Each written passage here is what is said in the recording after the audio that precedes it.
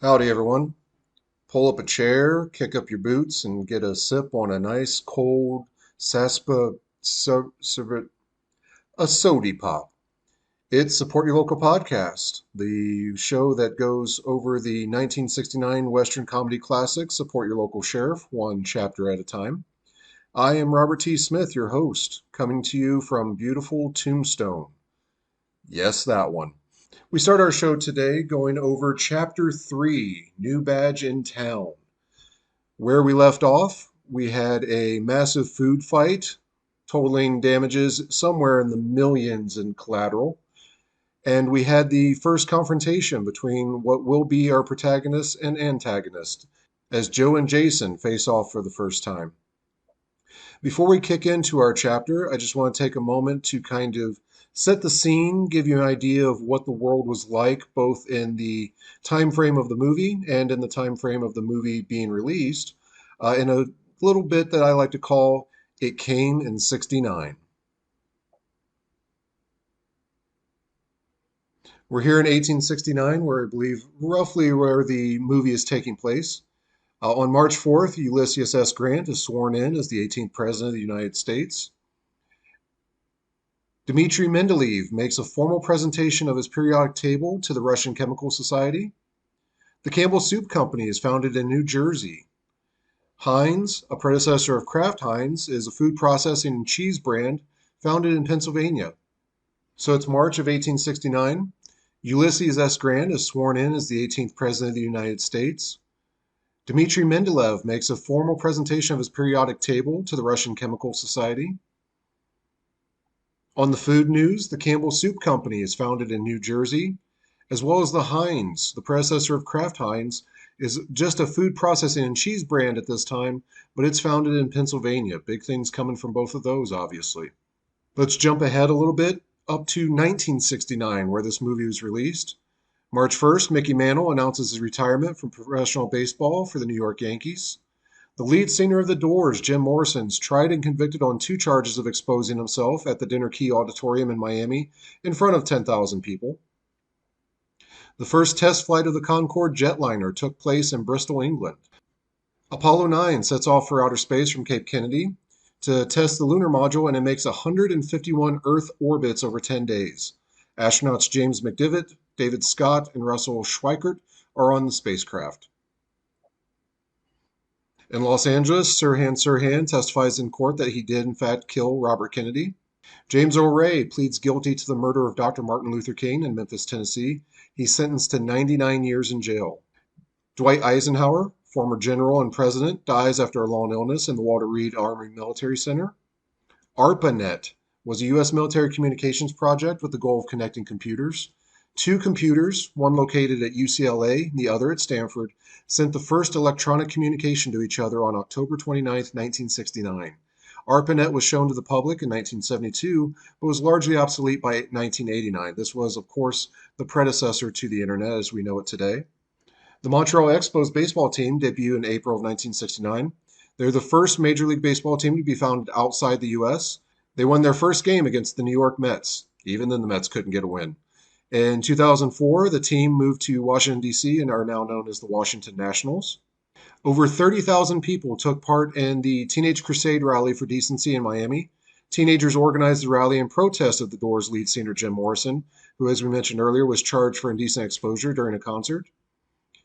And speaking of public decency, let's wrap up this segment and see what the crowds of Callender, Colorado are doing. This has, of course, been It Came in 69.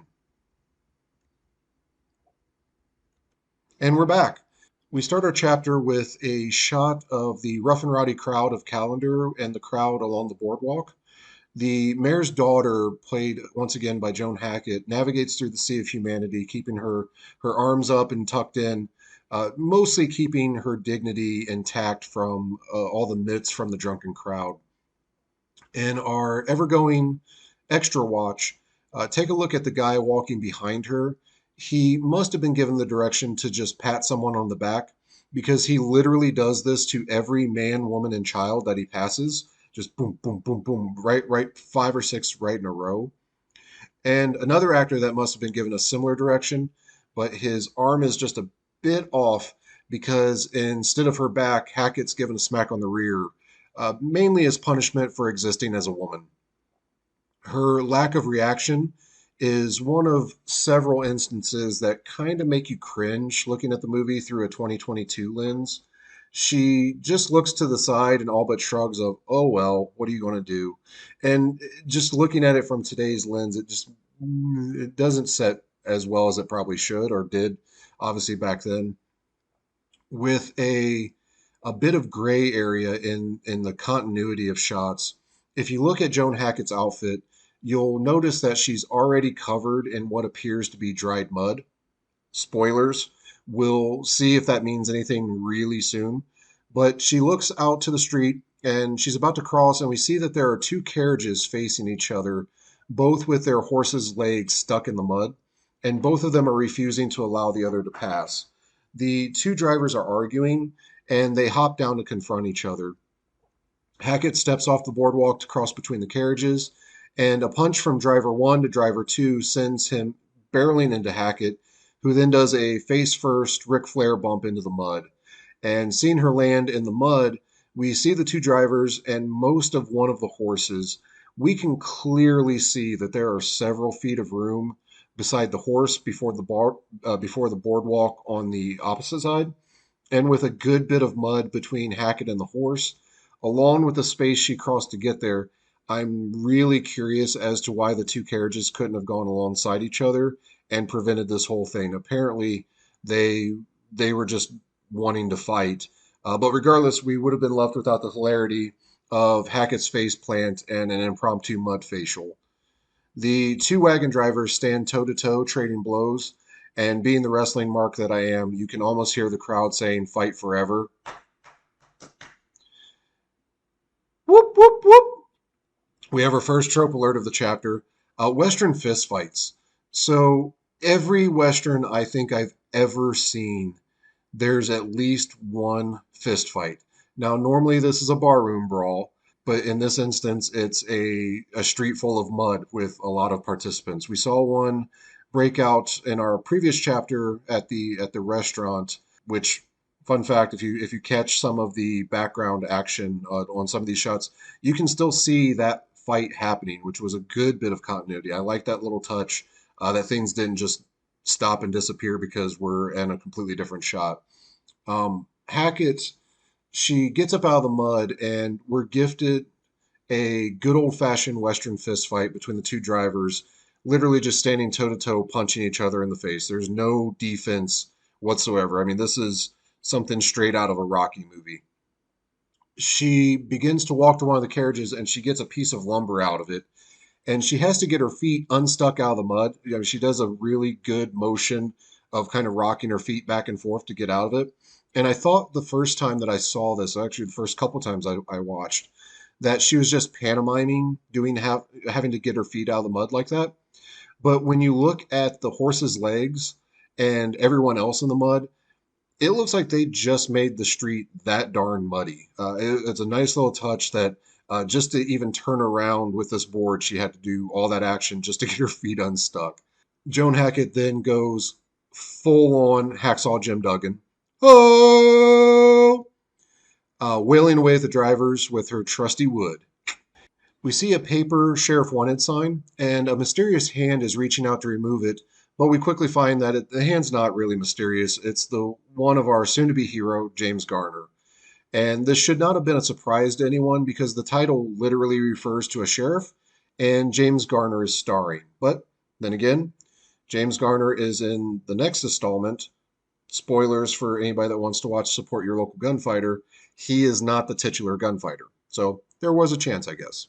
We get a wide shot of the street that Jason's going to have to cross to get to the general store, and it's just further evidence that there was plenty of room for the carriages to have passed each other, and that these people just like punching each other.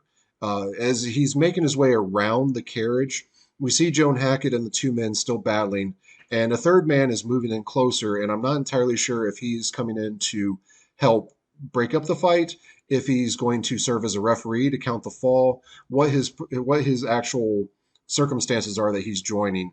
But I'm sure we'll find out soon. We cut to a close up of the action, and Joan Hackett's been joined by several other men, all of which are now down and completely covered in mud.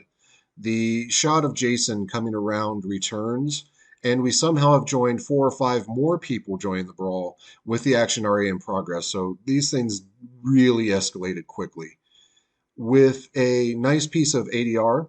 And for those that don't know kind of that lingo, ADR is additional dialogue recording. So anytime in a movie where you see somebody or you hear somebody say something and you don't really see their lips move, or something just sounds really different. So if I'm talking like this and this is the normal tone that you have, and then all of a sudden you get somebody talking like this, that was probably something that is ADR'd.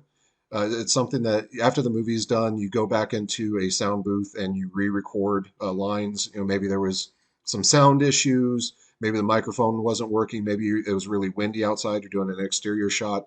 ADR is everywhere, but this one is really, really blatant. You get Joan Hackett chastising one of the combatants for getting a little handsy, but Jason knows that danger's looming because soon to join the fray are doggos. They are back, our harbingers of events. They soon join into the fight. Joan Hackett dispenses one of her foes and she turns her attention to Jason. And as she does, there's a great bit of business going on behind her where a man is going to punch another one who's drinking from a bottle and the drinker just falls over. It's a great drunk pratfall, but I'm not entirely sure that it was meant to be that way because you can kind of see the surprise reaction on the extra's face. I don't think that he's acting. I think he's genuinely surprised that he didn't get to throw his punch, and not knowing what to do, he literally just throws mud that he had in his hand down at the down drunkard. This is a great time to take a look in the background where, again, you can see the food fight is still happening in the background. And it's broken out into almost an ECW hardcore style match from the 90s because everybody has boards, everybody has tables. There's some really good action going on in the background. So Joan Hackett chases Jason off, and we see the drunkard has recovered just in time so that Hacksaw Hackett can dispense of him once and for all with her trusty 2x4. Jason enters the store and just in time for a cigarette burn to appear in the corner of the frame. And I don't know if this is in other video versions, if this was just the DVD version I have, if this shows up on the TV version. I haven't gone back and checked. But apparently, we're heading out of this reel into the next. A cigarette burn. I'm very confident that you've seen one. You may not have known what it was or what it did, but I learned this from a episode of Columbo. Fun fact: you hear a lot more Columbo references in my podcast. I guarantee it. Um, but when you're watching a movie, in the upper, usually the upper right hand corner, you'll see that little white circle flash every once in a while. And what that is, that's a mark for the the projectionist to know that they need to change the reels on the movie, that they're coming up to the end of the reel and that they need to start the next one. You'll usually see it in a series of two. One, to let you know that it's happening. Two, to let the projectionist know that now you need to actually make the switch on that. So check out those episodes of Columbo. You'll see exactly what I'm talking about. Depending on the version of this movie that we're talking about, you may see it as well. But keep an eye on that. As soon as he walks in the door, you see the cigarette burn hidden on the side. And that was a cool little thing I noticed because you don't usually see that on DVD recordings. It's usually live in the theater and cleaned up for that. So curious as to that is just kind of what the quality of my DVD was. So as he walks into the hardware store, we see a clock on the wall, and he starts talking about being sheriff at 1:35.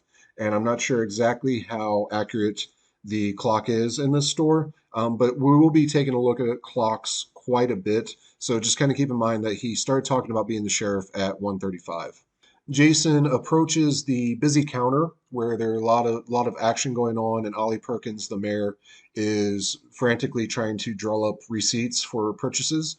The mayor, Ollie Perkins, brushes off his questions until he hears the magic word sheriff.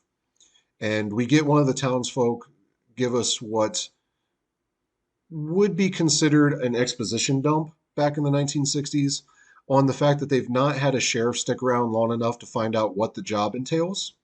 And it's nice to have information delivered in such a natural way and with so few lines as opposed to some of the 20-minute dialogue scenes that we see in today's movies. So much like the map earlier, I just found it really cool that, we're getting the point across, we're keeping the movie going, but it's in a natural kind of conversational way. Speaks to the scriptwriter, mad props. The mayor is excited to talk to Jason, so he shoos the rest of the people out of the store, giving them the expectation of going out and seeing a really good fight. There's a great fight out there. He's ahead of his time because he's offering the same to the ladies. So he's making sure that they're getting their entertainment as well. So, mad props, 1860s, you wouldn't think of being an equal opportunist, but hey, the mayor, he knows his constituents. He wants everybody to enjoy the fight. The mayor makes introductions between Jason and the town's council and the mining operation manager or representative. As they're being introduced, I think now would be a great time to get to know two of them in a segment that I call Remember the Name.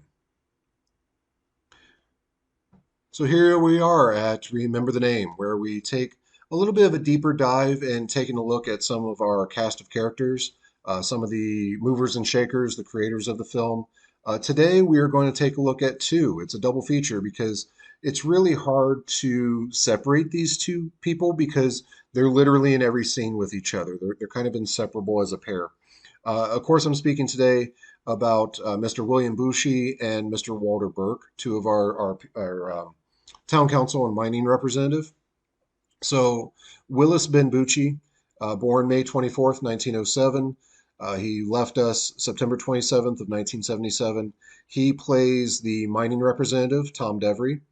He was an American character actor and he appeared in almost 150 films and television shows. Anybody that watched any of the TV shows from the 50s, 60s, 70s, you're going to see this guy at some point. He has been in pretty much everything. He was best known for his movie appearances in The Horse Soldiers, The Long Gray Line, Sergeant Rutledge, Two Rode Together, the big one, The Man Who Shot Liberty Valance, The Big Heat, Pickup on South Street, No Name on the Bullet, Suddenly. He had uncredited appearances in From Here to Eternity, How the West Was Won, Star is Born, Pocketful of Miracles. Again, keeping your eye out when you're watching some of these things, you're definitely going to run into him again. He was a constant member of Jack Webb's Dragnet stock company. Speaking of Harry Morgan, obviously, we'll get to know him in a little bit. He played a judge in 23 different episodes of Perry Mason, the law drama with Raymond Burr. Throughout his career, he worked in 12 different productions for director John Ford, so definitely not a stranger to the Western genre. And he was one of the most frequently used members of Ford Stock Company. He's probably most famous and what I knew him from, outside of these two movies, the support series, of course, was in The Man Who Shot Liberty Valance. He delivers the final line, "Nothing's too good for the man who shot Liberty Valance." So that's where any Western fan probably knows him most from, outside of these movies. But yeah, 150 movies, countless TV shows. Mr. William Bucci, one of many of the character actors in this movie that you're just like, oh, that guy. Yeah, I know that guy. Secondly, Mr. Walter Berg. So, born August 25th, 1908, he left us August 4th, 1984. He is the one that plays Fred Johnson, and no offense to Mr. Burke, all respect due to him. I refer to him as the leprechaun looking guy. He's the very sprightly, very smaller in stature one that you'll see. And just to defend myself, I don't want to be the jerk that refers to him as that. When I typed in Walter Burke to do research for this and kind of find out about his career, in the Google autofill questions or things that you do for your search bar, you know what I'm talking about. Literally, the third one down from the top at the time that I typed it was, did Walter Burke ever play a leprechaun? So there, I've defended myself. I feel justified. That's how I know him as. And to answer your question, yes, yes, he has. He's played witches. He's played leprechauns. He's played fairies and sprites. That's just what the guy kind of looked like. I think that he would have been an amazing Green Goblin if that existed back if that movie existed when this one came out. He has a very William Dafoe kind of facial structure. Not bad. It's very memorable. It makes him stand out whenever I see him and stuff. And he has been in a lot of stuff. Not so much movies per se. He was in quite a few, but definitely known as a TV actor. He was in All the King's Men. He would appear in only 22 films outside of the two that we're talking of now, but was a main presence in Broadway productions.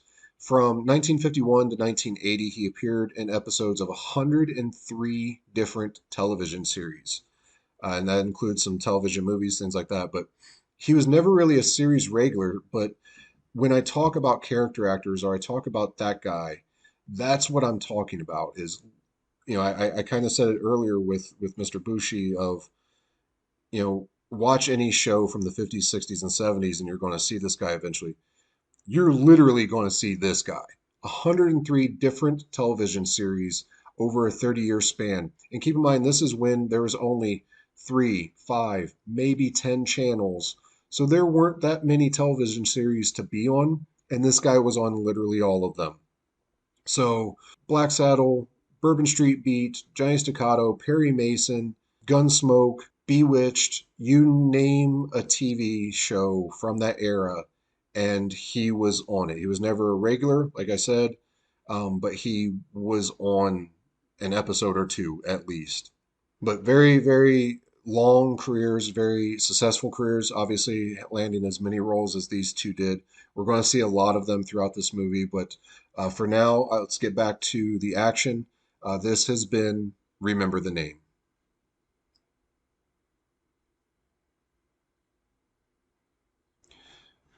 So, as we're being described the history of the sheriffs in Calendar, we find out that what the town council said is not entirely true. They have actually had three sheriffs, two of which were killed, and the third one just quit all of a sudden, making you wonder what exactly was the situation that ran him off, given some of the things that we've already seen and heard. Interesting to find out what exactly it was that drove him out of Calendar. Jason inquires about the pay, and we find out that the pay is $150 a month. He immediately thinks and says what we were all thinking, and that's with the prices what they are, that would only allow him to live there roughly 8 days of the month. And that's when we find out that he does get free room and board at the mayor's house, meals coming from his daughter, which of course is Joan Hackett, which is a relief to Jason because he at first thought that the meals were coming from Emma's Fine Meal Emporium, and he's already experienced enough of that for one day. For those wondering, the $150 per month salary offered to the sheriff in 1850 dollars would be equivalent to right around $5,000 a month in 2020. So, doing the math, that's around 60,000 a year. That isn't much for a sheriff, but the sheriff's job does include room and board, so there is that at least. Gotta always look for those bonus perks as the HR guides. It's the total compensation package. It's not always just the salary. Jason explains for the first time that he's only passing through and he's actually on his way to Australia. And this sparks the interest of the gentleman, and they ask what is it that's drawing him to go to Australia? And apparently, according to Jason, it's the last of the frontier country. So that piqued my interest of, well, is that actually true? I mean, granted, we're working on a little bit of a fluid timeline as to the setting of this movie. I joke that it's 1869, mainly just to make that bit work, but we could be anywhere in the 1850s, 1860s. So I did a little bit of looking, and Australia was already very fairly populated, as much as Australia is. Around 1869, they already had a telegraph service line being ran between Tasmania and the mainland, and him explaining that it was last the frontier country and he wanted to be a pioneer. This upsets the town council, specifically Fred Johnson, who states that he thought that they were being pioneers doing what they did, and that the Colorado was frontier country. And I found that one a little more interesting because Colorado was already relatively established. I mean, granted, you had the gold rush and you had towns that were popping up, but it was already a territory. It existed. They fully became a state in 1876, which we'll talk about that here in a little bit. But couple things that just didn't ring true. I don't know if maybe I'm wrong in my timeline. Maybe the where I'm looking at my research isn't true. All of my history buffs out there, please comment. Hit us up on social media. Let us know the truth on it. Hop on the show. We're glad to have you. Or is it just a matter of it's 1969? It's a comedy western. There's not a great level of detail going into research because in 1969 there's no internet for people to go like I did on Google and say, "Hey, what was Australia in 1869?" That they just made it seem like, the late 1800s. That's roughly when Australia was probably still completely bushland, and Colorado was still it wasn't a state, so it must have been very primitive there too. So I don't know if it's a little bit of both. We'll find out. Jason also says that if he's going to take the sheriff's job, it's with the understanding that he gets enough time off to do his own prospecting. And looking at this through 2022 lenses, apparently he's ahead of his time and ahead of the curve in understanding that work life balance is important and making sure that he gets ample pay time off for his work. So props to him as the HR guy. Good negotiating. That's what you do when you're negotiating a job offer. If you can't get more money, make sure that you get more time off. I can also appreciate that the mayor is playing hardball with him and saying that it's not a matter of him taking the job, it's a matter of them offering it to him, because this comes much to the chagrin of his fellow town council, who blatantly state that they're not much of a position to negotiate. And that's a no-no. Don't say that in front of the person you're trying to negotiate with, no matter how accurate and correct it was. No matter how desperate you are, you don't let people know that. The mayor and the town council are arguing as Jason walks over to the washer counter, not washer as in washer and dryer, but washer as in the little metal circles. And he starts to pick up one, looking at the ceiling. He flips it like a coin, draws his gun out, and supposedly he shoots right through the hole of the washer, granted leaving a hole in the roof. But apparently it's doing a great skill of marksmanship. The mayor and the town councilman are obviously not completely convinced that Jason was able to do that. They know that there's a hole in the roof, but you can't see a bullet going through a hole in a washer. And it's a great wide range of reactions from one of laughter to apparently he's just a as big a BSer as anybody else. To another one looking with disgust at Jason. I don't know if he has had run-ins with gunfighters, but so he actually looks a little bit green looking at Jason. There's even a point where the mayor is getting another washer to redo the event, and the town councilman looks Jason up and down, and it's just with this look of pure disgust. The mayor asks Jason to repeat the procedure, and this time he puts a little piece of tape covering the hole so that the bullet would have to go through something to prove it. Jason flips it like a coin, once again, draws his gun. When he grabs the washer and hands it to the mayor, there's obviously a hole in the tape where the bullet went through. And this quickly, very quickly, changes the tune of the mayor and the councilman, and they are immediately both afraid of Jason and at the same time in wonder of his great show of marksmanship.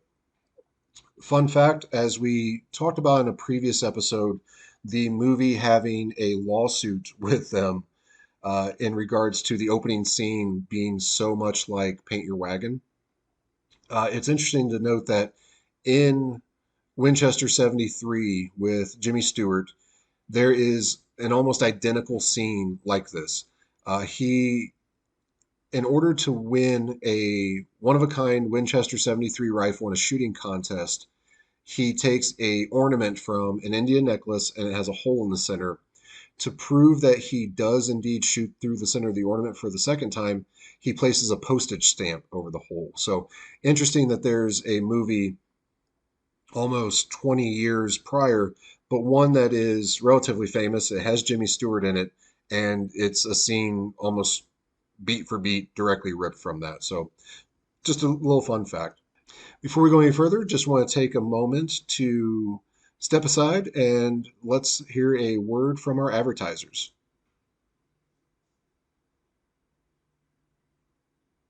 And we're back. The mayor retrieves the sheriff's badge from his desk and he gives it to Jason. Notices the bullet dent at one of the stars, and he makes the comment that it probably saved the life of the sheriff. And Harry Morgan replies with one of my favorite jokes of the movie. Well, it probably would have if it wasn't for all those other bullets. It's this deadpan look on his face and this expression that he has. Mr. Harry Morgan, he is a gem in everything he's ever worked in, anything I've ever seen him in. But it's just a testament to the acting in this movie as well. Between the mayor and the town councilman having these unblinking expressions on their faces of joy and fear and emptiness, it's just a real treat about this movie. Jason asks if the town has a jail, to which they excitedly reply, well, yes, a brand new one that they just built last month. And that brought a question to my mind of just how long of a time has gone between the gold discovery and Millard Frymore's grave to the hustle and bustle that we see in this town. So all these buildings have been built. We've had time for three different sheriffs. We've had time for people to get established. I've had time to build a jail and a month passing since then. So I'm just curious. There's no real way to nail down how much time has passed. How quickly did this place grow?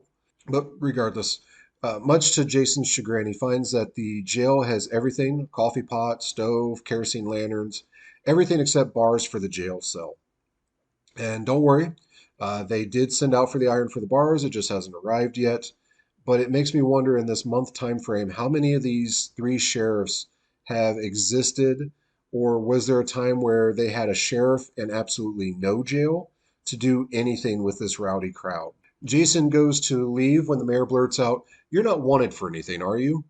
And the look on the two councilmen faces is priceless, is one of fear and one of what the hell are you doing?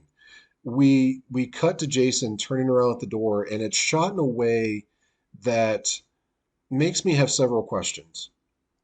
His hat is low down on his face, and it causes a shadow to come over his eyes.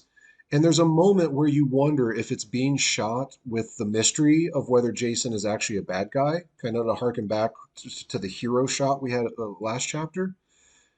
If this was any other movie, it would leave some doubt for something later on in the movie of his history coming back to haunt him, or something of the like. If this was a Clint Eastwood movie, that's 100% what would have happened. But it never comes to fruition. Jason just simply says, "No, I'm not wanted for anything," and we just take it at face value. At least most people. It leads me to my second question, and this is this movie truly a sequel to Support Your Local Gunfighter? Or technically vice versa. Since this was the first movie to come out, Gunfighter would be a prequel, but you kind of get what I'm saying. Did Latigo Smith, and these are spoilers for people that haven't watched the second movie yet, did Latigo Smith escape his marriage and that movie and make his way to Colorado under the guise of this Jason character? And this is where we're seeing it end. And the reason this would be the sequel is spoilers, once again, as we find out at the end of this movie, Sheriff, he has a history that stays in the area. So it couldn't be the vice versa. Support Your Local Gunfighter may actually be a prequel because while we do a similar ending and history recap, that one leaves an opening where somebody could leave and start over again. And we'll revisit this question often as we go through the chapters, but it's just something that piqued my interest. Jason exits the store, and the councilman, namely Fred Johnson, immediately verbally jumps the mayor for asking such a risky question. There's a good chance that that whole thing could have gone south really quick, and they would have lost Jason as their new sheriff. They could have potentially been shot. I mean, if this man does have a history and such, we've seen his marksmanship. Not a good thing. But the mayor, ever the HR guy, I stand by Ollie Perkins, stands his ground and he says that these are the questions that he has to ask in his position, and I can appreciate that. The council then follows the mayor out the door, mainly to just go see what the sheriff is getting up to, and that's where we leave off for our chapter. So, once again, this has been Chapter 3, New Badge in Town. Please, please, please join us once again next week when we return for Chapter 4, Town Brawls. As always, this has been a pleasure. This has been a lot of fun. Please, please, please check out our social media platforms. We're on Facebook and Instagram at Support Your Local Podcast. We do have a YouTube channel, so you can hear these podcasts on YouTube. Once again, Support Your Local Podcast. If you have any questions, comments, concerns, feedback, greatly appreciate that. You can hit me up at Sup Your Local Podcast. That's SUPP Your Local Podcast at gmail.com. Apparently, Gmail does not allow you to make emails starting with the word support. But yeah, please hit us up with an email. Send us some comments on social media. Please like and share us. That's how we get the word out. That's how we get to be bigger and better. And I get to continue doing this for you, lovely, lovely people, every week. Until then, I appreciate your time. And as always, support your local podcast. He stuck his finger in the end of your what?